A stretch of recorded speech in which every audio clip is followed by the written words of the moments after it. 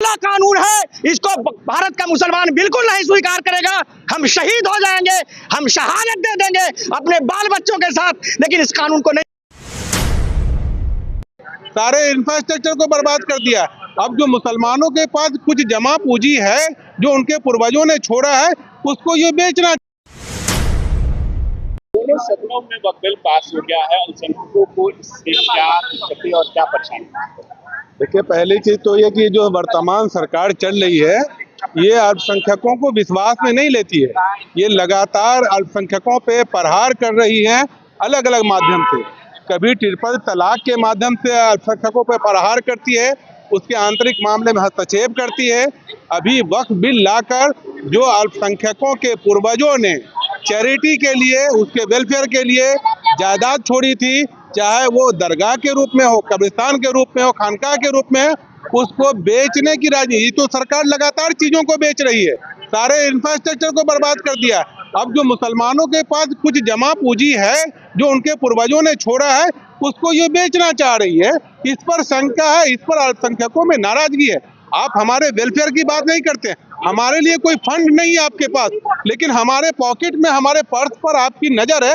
आपके सच्चर कमेटी की रिपोर्ट है, देश में सबसे नीचे गरीबी की हालत अल्पसंख्यक गुजार रहा है। हमारे लिए कोई स्कूल कॉलेज आप बनाते नहीं है, हमारे लिए कोई स्कूल नहीं बनाते, हमारे लिए कोई यूनिवर्सिटी नहीं बनाते, हमारे लिए कोई स्कॉलरशिप नहीं है। और हमारे पास जो थोड़ी बहुत जमीन वक्त की बची हुई है, आप उसके ऊपर आपकी नजर है, उसके ऊपर आप एक्ट ला रहे हैं। ऑलरेडी वक्त के पास 91 का अमेंडमेंट बिल था ही काफी। आप हर दिन कुछ न कुछ अमेंडमेंट लाते हैं अल्पसंख्यकों को टॉर्चर करने के लिए। इस पर अल्पसंख्यकों में नाराजगी है। ये इल बिल से उनके कुछ होना नहीं है। अल्पसंख्यक अपनी 1 इंच जमीन नहीं देगा, चाहे आखिरी दम तक वो लड़ेगा उसके खिलाफ। अल्पसंख्यक अपने मस्जिद की, ईदगाह की, कब्रिस्तान की, दरगाह की सुरक्षा करेगा अंतिम सांस तक। कुछ लोग समर्थन भी कर रहे हैं इस बिल का। जो समर्थन कर रहे होंगे वो सरकार के दलाल होंगे, वो मुसलमान नहीं हो सकते। इसलिए मैं चाहता हूं कि इस आवाज को सरकार तक पहुंचा दीजिए। सरकार के पार्लियामेंट से दिलों पर हुकूमत नहीं कर सकते अल्पसंख्यकों के। अल्पसंख्यक इस बिल को रिजेक्ट करती है और रिजेक्ट करती रहेगी अंतिम सांस। ललन बाबू को मैं तब से जानता हूं जब 1990 में श्री लालू प्रसाद यादव जी के नेतृत्व में बिहार की सरकार बनी थी और श्रीमती सुधा श्रीवास्तव जी बिहार की स्वास्थ्य मंत्री थी और लोकनायक जयप्रकाश नारायण की नतनी थी। उनके आप्त सचिव के रूप में, पीए के रूप में ये काम करते थे। तो मैं तब से उनको जानता हूं। उनका ये चरित्र नहीं था जो चरित्र उन्होंने दिखाया है। अब वो पूरे तौर पर गुजरात लॉबी के कब्जे में चले गए हैं और ये बकरी पालन, मुर्गी पालन में ये हाल इनका है। पता नहीं रेल मिल जाता, वित्त मिल जाता, बड़ा मंत्रालय मिल जाता तो क्या क्या। उन्होंने जो संस्कार है, जिस समाज से वो आते हैं, स्वामी सहजानंद सरस्वती का संस्कार, सर गणेश दत्त का संस्कार, और बिहार में 18 साल तक मुख्यमंत्री और प्रधानमंत्री रहे डॉक्टर श्री कृष्ण श्री बाबू का जो संस्कार था, उस संस्कार को भी उन्होंने धत्ता बनाने का बात किया है, उन्होंने काम किया है। हम लोग इससे आहत हैं। बिहार का ही नहीं, पूरे देश का मुसलमान नीतीश कुमार के चेहरे पर भरोसा करता था, नायडू के चेहरे पर भरोसा करता था, और चिराग को तो कल का है। इसके फादर ने तो मालूम है कि गुजरात प्रकरण पर इस्तीफा दे दिया था। तो एक जो संस्कार था, जो ब्लड का संस्कार था, उस संस्कार को भी अभी ये मांझी, अभी चुनाव हुआ है, उपचुनाव, मुस्लिम समाज ने बेला विधानसभा उपचुनाव में 35 से 40% वोट जनता दल यू की उम्मीदवार मनोरमा देवी को दिया और मांझी की बहू दीपा मांझी को इमामगंज डुमरिया में 35 से 40% मुसलमान वोट दिया है। शर्म नहीं आते हैं इनको? ये किस मुंह से जाएंगे? राजधर्म, चाणक्य ने कहा है कि जो राजधर्म वही निभा सकता है जो नेत्र से, वाणी से, चरित्र से, आचरण से निष्पक्ष हो। तो ये राजधर्म नहीं निभा रहे हैं। ये गुजरात लॉबी ने, जो भारत जो एक कल्याणकारी राज्य है, वेलफेयर स्टेट है, इसको बनिया की व्यापारी की दुकान बना दिया है। उस व्यापारी की दुकान में ये लोग शामिल हो। दोनों सदनों में वक्फ बिल पास हो गया, अल्पसंख्यक समाज क्या सोचती है इसको लेकर? भारत का जो 25 करोड़ मुसलमान है, वो इसे मानता है कि ये भारतीय संविधान की जो आत्मा है उसके खिलाफ है। ये भारत के संविधान की आत्मा में खंजर भोंकने का काम किया गया है। ये धार्मिक मामलों में हस्तक्षेप है। वक्फ मेरी धार्मिक मामला है। वक्फ के माने होता है प्रॉपर्टी ऑफ गॉड, ईश्वर की प्रॉपर्टी। तो ईश्वर की प्रॉपर्टी में किसी को हस्तक्षेप करने का अधिकार नहीं है। ये हमारा मैनेजमेंट है। और आपको बता दें कि आप कहते हैं मुसलमानों के कल्याण के लिए लाया है, और संयुक्त संसदीय समिति जो गठित हुई जगदम्बिका पाल जी के नेतृत्व में, मैं मिलने गया था जेपीसी से वहां हैदराबाद में, और 97 लाख से ज्यादा पिटीशन फाइल हुए कि हम इसको नहीं मानते हैं। आपने हमारे 97 लाख ऑब्जेक्शन को नहीं माना।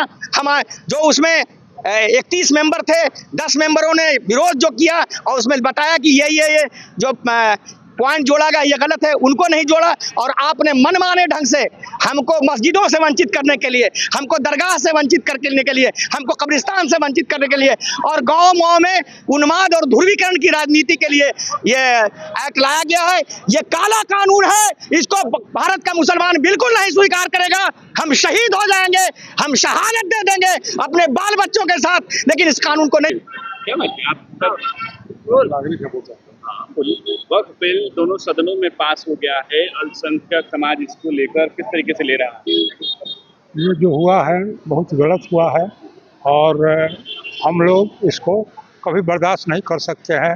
अब कहिए कि कब्रिस्तान को ऐसी करके उसको ऐसी कर रहे हैं, तो ये हम लोग चाहे शहीद हो जाए चाहे ये हो जाए, नहीं कतई बर्दाश्त नहीं करेंगे। आप क्या सोचते हैं इसको लेकर? ये वक्फ बिल जो है मुसलमान के फंडामेंटल राइट पर हमला किया गया। ये हमारा बुनियादी हक है।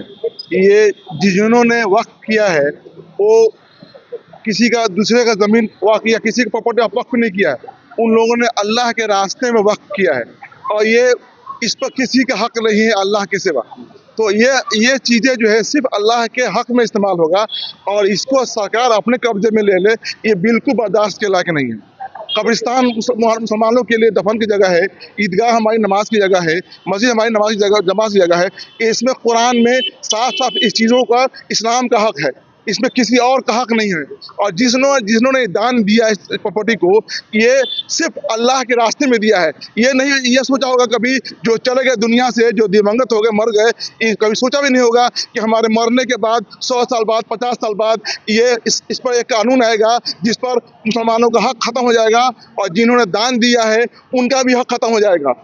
ये बिल्कुल सरासर मुसलमानों के पीठ में छुरा घोंपा गया है। ये बिल्कुल कतई बर्दाश्त के लायक नहीं है। लोग समर्थन भी कर रहे हैं, जो लोग समर्थन कर रहे हैं वो राजनीति से प्रेरित हैं, उनका कोई इस्लाम से लेन देन नहीं है।